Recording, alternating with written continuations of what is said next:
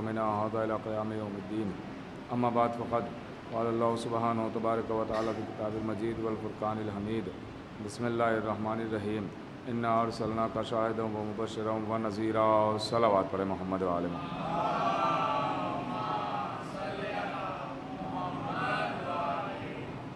खुदावंद आलम अपने पाक व पाकीज़ा किताब कुरान करीम में इरशाद फरमा रहा है कि मेरे हबीब, मैंने आपको शाहिद बनाया, मुबश्शिर बनाया, नज़ीर बनाया।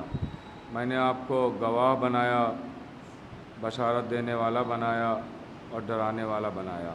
अल्लाह ने अपने हबीब के फ़ज़ाइल बयान करके फ़ज़ाइल की अहमियत को बताया कि फ़ज़ाइल बयान करना सीरत इलाही है, फ़ज़ाइल मनाक़िब पहुँचाना अल्लाह की सीरत है।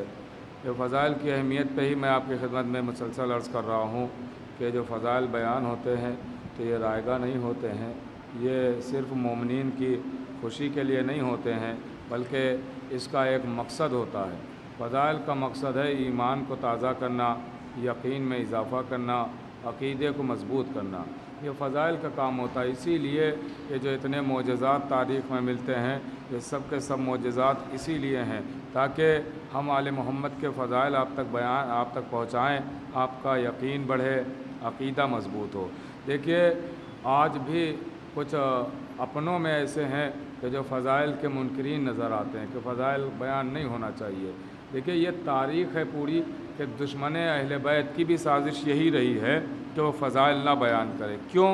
का इसलिए कि फ़ज़ाइल के ज़रिए आले मोहम्मद की पहचान हो जाती है कि किसके पास फ़ज़ाइल हैं, किसके पास मनाक़िब हैं। इसलिए कि इंसानी फ़ितरत है, हर उस शख्स को मानती है जिसकी फ़जीलतें हों, जिसके पास अज़मतें हों, जिसके पास अख्तियारात हों। देखिए कैसे कैसे फ़ज़ाइल छुपाए गए। 11वें इमाम का दौर है, बहुत जल्दी जल्दी अर्ज़ करना है क्योंकि मुख्तसर गुफ्तगू होती है कि 11वें इमाम का दौर है और बादशाह ने हुक्म दिया कि तुम जाओ, 11वें इमाम के घर की तरफ इशारा किया। बादशाह ने सिपाहियों से कहा, जाओ उनके घर जाओ और दर्राना घुस जाना, वहाँ एक ग़ुलाम खड़ा होगा और जो ग़ुलाम अगर रोकने की कोशिश करे तो उसे भी कत्ल कर देना, उसे भी कत्ल कर देना और अंदर घर में चले जाना। घर में जो हो, इमाम की तरफ इशारा था इसका कि जो हो उसे कत्ल करके सर लेके मेरे पास आ जाओ। गौर कीजिएगा, सर लेके मेरे पास आ जाओ।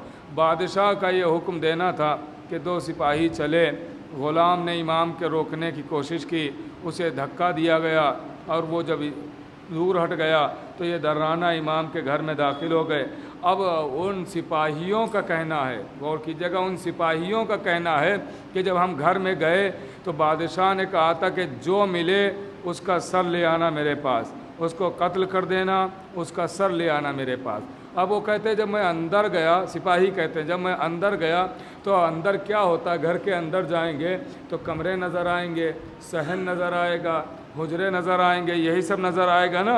वो कहता है, बादशाह के सिपाही कहते हैं कि जब हम अंदर गए तो मुझे वहाँ कोई हुजरे नज़र नहीं आए, वहाँ कोई कमरे नज़र नहीं आए, वहाँ कोई रूम्स नज़र नहीं आए, बल्कि वो कहता है जैसे ही मैं अंदर, दरवाज़ा तो था लेकिन जब दरवाज़े से अंदर गए तो मुझे वहाँ कमरे के बजाय समंदर नज़र आया। गौर कीजिएगा, कमरे के बजाय समंदर नज़र आया, मौजें मारता हुआ समंदर दिखाई दिया कि पानी ही पानी है, तो हद नज़र पानी है। सिपाही कहते हैं मैंने देखा कि उस समंदर के बीच में मुसल्ला बिछाए हुए कोई बैठा है। अल्लाह अकबर, मुसल्ला बिछाए हुए कोई बैठा है। अब वहाँ तक जाने के लिए कश्ती की ज़रूरत है, नाव की ज़रूरत है। सिपाही कहते हैं मेरे पास कुछ नहीं था, मेरे पास कुछ नहीं था तो मैं कैसे जाके कत्ल करता। बादशाह का हुक्म था जो मिले कत्ल करके ले आना सर उसका, लेकिन अब हम वहाँ तक पहुँच ही नहीं सकते थे।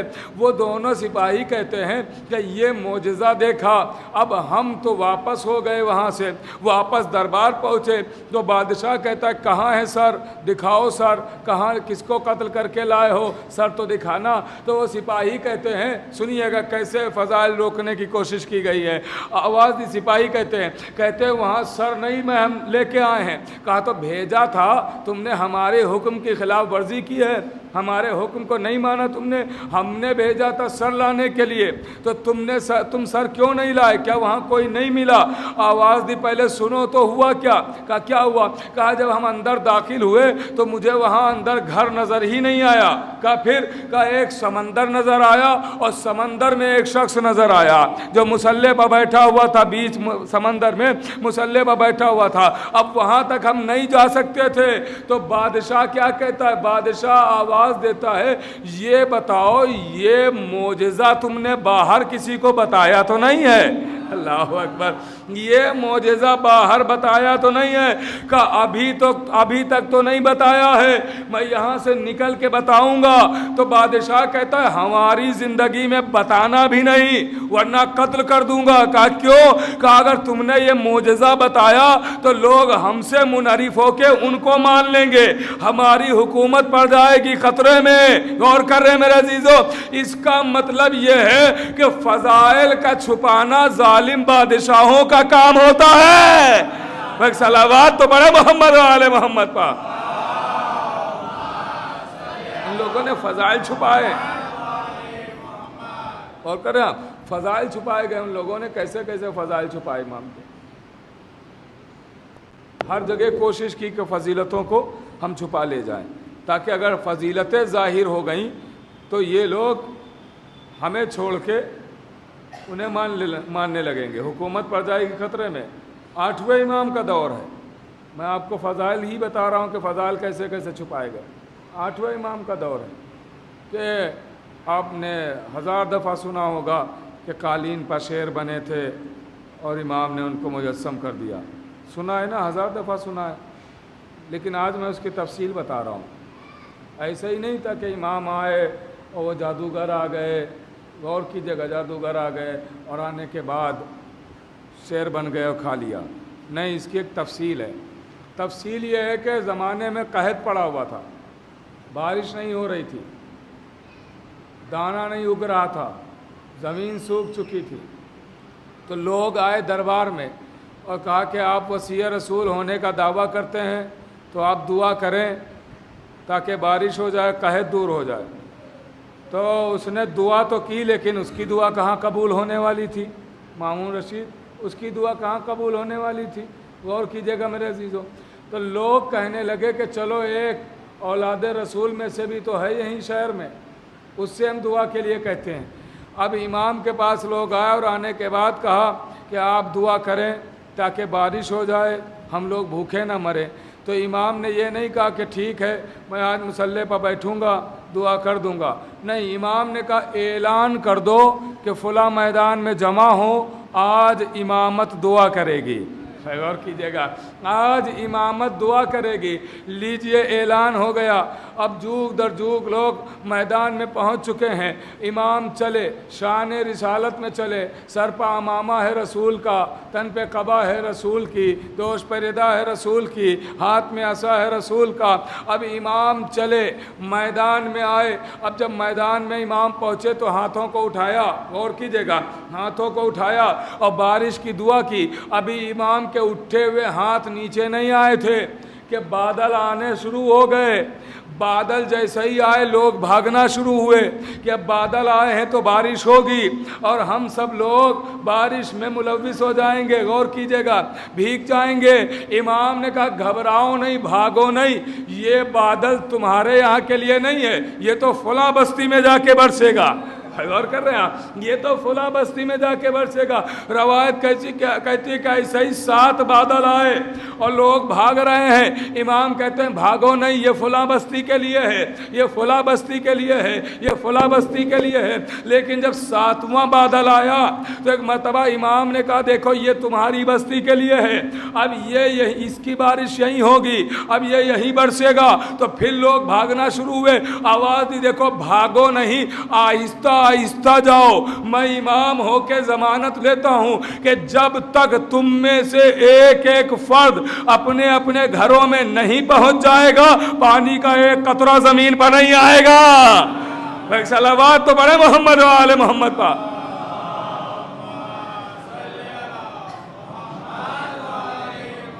غور کیجیے گا، پانی کا ایک ایک قطرہ بھی زمین پر نہیں آئے گا۔ اب آہستہ آہستہ لوگ چلے گئے گھروں میں۔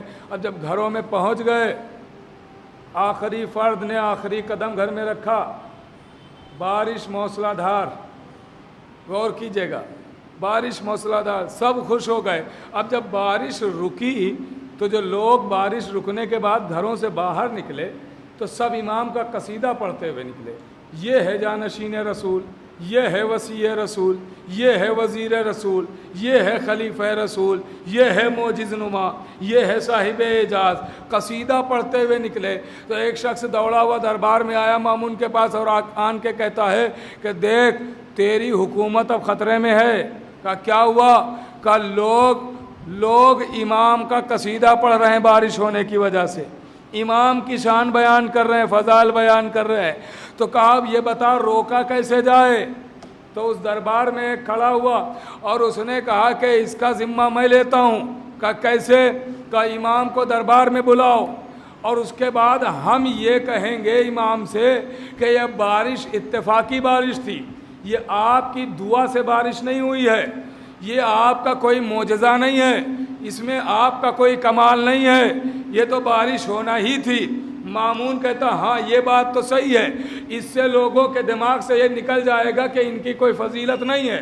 غور کیجئے گا، لیجئے امام کو بلایا گیا کہ آئیے دربار میں آئیے، بس مجلس کو میں تمام کر رہا ہوں، اس کے بعد رفتے مصائب ہوں گے۔ غور کیجئے گا، امام کو دربار میں بلایا گیا، امام دربار کی طرف چلے، دربار میں پہنچ گئے۔ اب جیسے ہی باتیں ہونے لگی یہ شخص کھڑا ہو گیا جس نے ذمہ لیا تھا، کھڑا ہوا اور کھڑا ہو کے کہتا ہے کہ آپ نے یہ جو بارش کرائی اس میں کوئی آپ کا کمال تھوڑی ہے، آپ کی دعا کی وجہ سے بارش تھوڑی ہوئی ہے، یہ تو بارش کا وقت اللہ کی طرف سے معین ہی تھا، وہ اتفاق یہ رہا کہ اسی وقت آپ نے دعا کر دی بارش ہو گئی۔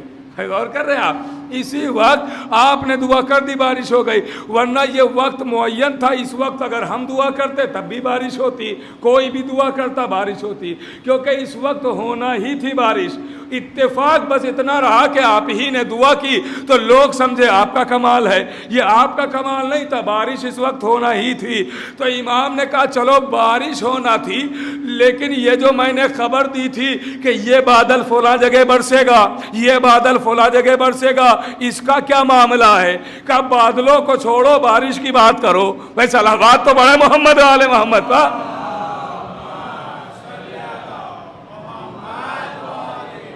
سنیے گا میرے عزیزو، دیکھیں میں نے جو شعر کی بات کی تھی وہاں تک لے کے آ رہا ہوں۔ ایک روایت جادوگر والے شعر کی ہے، اب اسی سے منسلک ایک روایت اور ہے، غور کیجئے گا میرے عزیزو، وہ میں سناتا ہوں آپ کی خدمت میں۔ لیجئے کہ ایک مرتبہ امام نے کہا کہ بادلوں کی خبر تو بھی میں نے دی تھی، وہ تو اتفاق نہیں ہو سکتا ہے، چلو تم بارش کے لیے کہہ رہے ہو۔ امام کہتا ہے یہ بتا تو بھی تو کیسے مانے گا، کس طریقے سے تو مانے گا کہ یہ میرا معجزہ تھا، یہ میرا کمال تھا، یہ دعا کی وجہ سے بارش ہوئی ہے۔ کہ اگر آپ منوانا چاہتے ہیں ہم سے تو ایک کام کریں۔ کیا یہ جو قالین پر شعر بنے ہیں ان سے کہیں کہ مجھے کھا لیں نگل لیں، میں مان جاؤں گا۔ غور کیجئے گا، اگر یہ مجسم ہو گئے تو میں مان جاؤں گا کہ بارش بھی آپ ہی کی وجہ سے ہوئی ہے۔ امام نے کہا اچھا ایسا ہے۔ یہ کہتے ہوئے امام نے قالین کی طرف دیکھا، شعروں کو مخاطب کر کے کہا دیکھتے کیا ہو؟ اللہ اکبر، دیکھتے کیا ہو؟ یہ کہتے ہی دونوں شعر مجسم ہوئے اور اس کو نگل لیا۔ اچھا نگل کے اگر پھر تصویر بن جاتے تو شاید پھر لوگ اتفاق سمجھتے، لیکن وہ فوراً تصویر نہیں بنے، بلکہ وہ دونوں شعر اس کو تو کھانے کے بعد کھڑے رہے، اس کو کھانے کے بعد تصویر نہیں بنے، کھڑے رہے، بلکہ اب کبھی وہ امام کو دیکھتے ہیں، کبھی مامون کو دیکھتے ہیں، کبھی امام کو دیکھتے ہیں، کبھی مامون کو دیکھتے ہیں۔ شاید امام سے اپنی زبان میں شعر کہہ رہے ہو کہ مولا اس کی تو اجازت دے دی تھی، ذرا اس کی بھی اجازت دے دے۔ ایک صلوات تو بڑے محمد آل محمد۔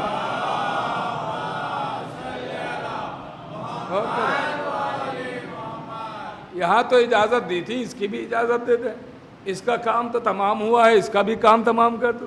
غور کر رہے، روایت کہتی ہے مامون 3 مرتبہ بے ہوش ہوا، شعروں کو دیکھ کے 3 مرتبہ بے ہوش ہوا، پھر پانی ڈال ڈال کے اسے ہوش میں لایا گیا، پھر امام نے ان شیروں کو مخاطب کر کے کہا پلٹ جاؤ اپنی اصلی حالت پر، تو پھر تصویر بن گئے۔ غور کیجئے گا۔ اب لیجئے امام چلے گئے تو مامون کہتا ہے دیکھو یہ واقعہ کوئی دربار کے باہر نہ لے جائے، غور کر رہے ہیں، اس کو یہیں پر رکھنا، لیکن وہ فضائل ہی کیا جو چھپائے سے چھپ جائیں۔ اس نے چاہا تھا کہ دربار کے باہر نہ ہو، آج پوری دنیا میں یہ واقعہ مشہور ہوا ہے۔ غور کر رہے ہیں، بچے کو یاد ہے تو جملہ کہوں کہ فضائل اس سورج کا نام ہے جس کی روشنی چھپائے سے نہیں چھپتی ہے۔ ایک صلوات تو پڑھے محمد و آل محمد پر۔ یہ فضائل آل محمد ہے، یہ مناقب آل محمد ہے، یہ چھپائے سے نہیں چھپتے ہیں۔ جتنا لوگ چھپانے کی کوشش کریں گے اتنا ہی یہ فضائل سامنے آئیں گے۔ آیت اللہ شیخ سند ابھی نجف میں ہیں، زندہ ہیں، حیات ہیں، درس دیتے ہیں، درس خارج۔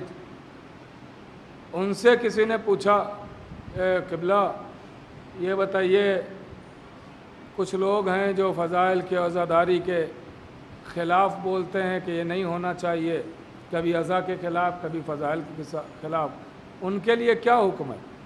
تو انہوں نے کہا ان کے لیے دعا کیا کرو کہ یہ زندہ رہیں۔ ان کے لیے، بھائی آپ کو بھی تعجب ہو رہا ہے نا، ان کے لیے دعا کیا کرو کہ یہ زندہ رہیں۔ تو پوچھنے والے نے کہا قبلہ یہ کیسی بات، وہ عزا کے خلاف بول رہے ہیں، فضائل کے خلاف بول رہے ہیں، آپ کہہ رہے ہیں کہ ان کے لیے دعا کیا کرو کہ زندہ رہیں۔ کہاں؟ کہا قبلہ کیوں؟ اس کی وجہ کیا ہے؟ کہا وجہ یہ ہے کہ ان جیسے افراد جب اعتراض کرتے ہیں تو ان کے اعتراض کی وجہ سے فضائل بھی بیان ہوتے ہیں اور عزاداری بھی زیادہ ہوتی ہے۔ غور کر رہے ہیں، یہ جتنا اعتراض کریں گے اتنا فضائل بھی خوب بیان ہوں گے، عزاداری بھی زیادہ ہوگی۔ تو یہ زندہ رہیں گے، اعتراض کرتے رہیں گے، فضائل و عزاداری بڑھتے رہیں گے۔ ایک صلوات پڑھے محمد و آل محمد پر۔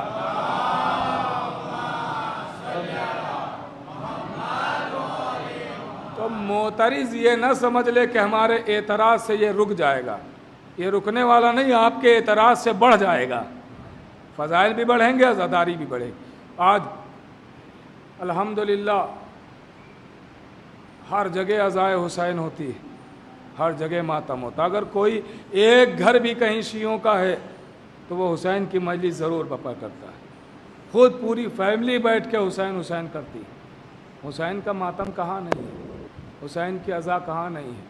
لوگوں نے اعتراض کیے، جتنے اعتراض کیے اتنی عزاداری بڑھی۔ آج بچہ حسین پر جان دینے کے لیے تیار ہے، حسین پر جان۔ ہماری ماؤں نے پالا ہی ہے ہمیں عزاداری کے لیے، ہماری ماؤں نے ہمیں پالا ہی ہے حسین کی عزا کے لیے، تاکہ ہم عزاداری کریں۔ مائیں خوش ہو جاتی ہیں جب بچے کو دیکھتی ہیں کہ دونوں ہاتھ سے ماتم کر رہا، مائیں خوش ہو جاتی ہیں جب دیکھتی ہیں صف ماتم میں میرا بچہ کھڑا ہو گیا۔ میرے عزیزو، یہ حسین کی مظلومی ہے، یہ حسین کی بے کسی ہے۔ لیجئے 7 محرم بھی آ گئی، آہستہ آہستہ دن تمام ہو رہے ہیں۔ کب شروع ہوا تھا پتہ ہی نہیں چلا، کب ختم ہو رہے ہیں۔ یہ دن کیسے گزر گئے آپ کو کچھ پتہ نہیں۔ چند دن کے اور حسین مہمان ہیں، مہمان نوازی میں کوئی کوتاہی نہ کیجیے گا، دل کھول کے پرسہ دیجیے گا، دل کھول کے ماتم کیجیے گا، دل کھول کے روئیے گا۔ بس زیادہ کچھ نہیں عرض کروں گا، 2-3 منٹ کے اندر بات تمام ہو جائے گی۔ میرے عزیزو، آپ ذرا سوچیں کہ اہل بیت رسالت پر کیا کیا گزری ہے۔ آج میں آپ کو ایک منظر یاد دلانا چاہتا ہوں، ایک منظر یاد دلانا چاہتا ہوں۔ میرے عزیزوں، میں کوئی شہادت نہیں پڑھوں گا، بعد شہادت کا ایک واقعہ یاد دلاؤں گا آپ کو کہ جب سب شہید ہو چکے ہیں، حسین کے گلے پر چھری چڑھ چکی ہے، عباس کے بازو کٹ چکے ہیں، علی اکبر کا سینہ زخمی ہو چکا ہے، قاسم پامال ہو چکے ہیں، اور محمد کی گردنیں کٹ چکی ہیں، علی اصغر کا گلا چھٹ چکا ہے۔ عزیز و تاریخ کہتی ہے ایک رسن ہے 12 گلے ہیں، ایک رسن ہے 12 گلے ہیں۔ بی بی زینب سے جب کوئی پوچھتا تھا بی بی کچھ مصائب سنائیے تو بی بی رو کر یہی کہتی تھی بس اتنا سن لو کہ ہم تمام بیویاں میلوں رکوع کے عالم میں چلے ہیں۔ रुकू, आप जो नमाज पढ़ते हैं रुकू के आलम में, आवाज़ दी हम मीलों रुकू के आलम में चले हैं। पूछा गया बीबी वो क्यों? का रस्सी एक थी, गले 12 थे।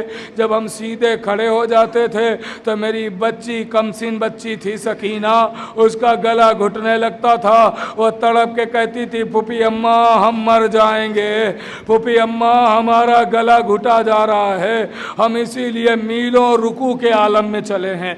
अल्लाह अकबर। लीजिए काफिला असीर होके चला। अजीज़ो तारीख कहती है कि आज भी अब वहाँ पे बस्ती तो नहीं है, क्योंकि उधर से बहुत कम लोग करबला जाते हैं, उस रास्ते से बहुत कम लोग करबला जाते हैं। आप जब अरबईन पे जाते हैं, आपने वीडियोस वगैरह में देखा होगा, मशी करते हैं, पैदल जाते हैं ना लोग, पैदल करबला जाते हैं, तो उस रास्ते से बहुत कम लोग जाते हैं। जिनको पता है वही लोग जा सकते हैं कि जिससे काफिला असीर होके कूफे आया था। ये वो रास्ता नहीं है जिधर से हम लोग अब जाते हैं, ये वो रास्ता नहीं है। असीर होके जो काफिला कूफे आया था करबला से, वो दूसरा रास्ता है। उस रास्ते में अभी भी वो पुल बार बार मरम्मत कराई जाती है, लेकिन वो पुल अभी भी मौजूद है, अभी भी मौजूद। मैंने खुद अपनी आंखों से ज़ियारत की है। वो पुल अभी भी मौजूद है कि जिस पुल पे अहले बैत को खड़ा करके तारुफ कराया गया था कि ये अली की बेटियां हैं, ये नबी की नवासियाँ हैं। अल्लाह अकबर। उस पुल पे, चूँकि पुल बुलंद होता है ना, उस बुलंदी पर अहले बैत को खड़ा करके कहा गया था ये ज़ैनब हैं, ये उम्मे कुलसूम, ये अब्बास की बहनें हैं, हुसैन के घर वाले हैं। सुन्ना आज़ादारो, तारीख कहती है असीर होके काफिला कूफे आ गया। अब कूफे में 8 दिन तक काफिला कैद रहा है। कूफे के कैद खाने में 8 दिन तक काफिला कैद रहा है। 8 दिन के बाद शाम भेज दिया गया था, फिर शाम में काफिला कैद कर दिया गया था।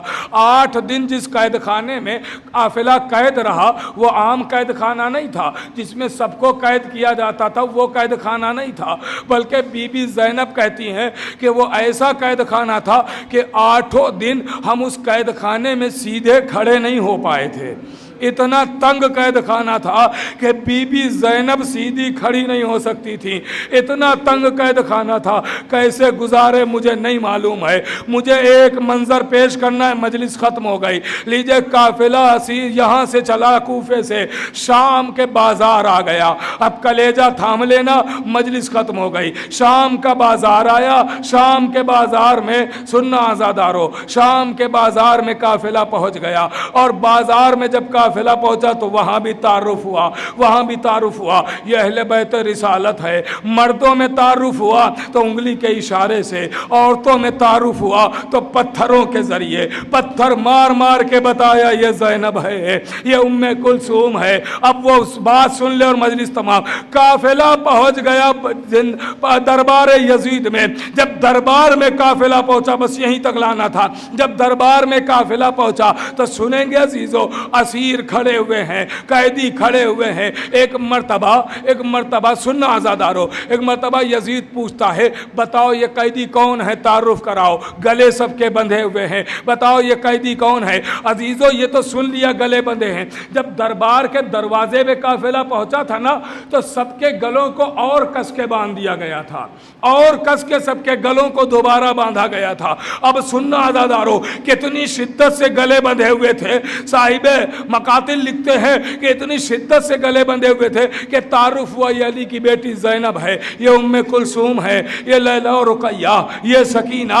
जैसे ही सकीना का नाम सुना तो यजीद फौरन कहता है, बच्ची से मुखातिब होके कहता, मैंने सुना है तुम्हारा बाबा तुमसे बड़ी मोहब्बत करता था, मैंने सुना है तुम्हारा बाबा तुम्हें बहुत चाहता था। बच्ची ने जवाब दिया मगर दरबार में कोई सुन नहीं पाया। फिर दोबारा यजीद कहता, यहीं पर मजलिस खत्म हो गई। फिर दोबारा यजीद कहता है, फिर बच्ची ने जवाब दिया, कोई सुन नहीं पाया। तीसरी मर्तबा फिर कहा, फिर बच्ची ने जवाब दिया, कोई सुन नहीं पाया। एक मर्तबा शिमर ताजियाना लेके आगे बढ़ा, चाहा सकीना को अजियत दें, सकीना की पुष्प ताजियाने मारे। ये बच्ची यजीद के सवाल का जवाब क्यों नहीं देती है। यजीद बार बार सवाल करता है, ये बच्ची जवाब न दे के यजीद की तौहीन कर रही है। सुनना आज़ादारो, बस एक मर्तबा जैसे ही शिमर आगे बढ़ा, इधर से सैयद सज्जाद आगे बढ़े, आवाज दिए शिमर, अब मेरी बहन के ताजियाने न मार, अब मेरी बच्ची में ताजियाने खाने की ताकत नहीं है, मेरी बच्ची ताजियाने नहीं खा सकती। शिमर कहता है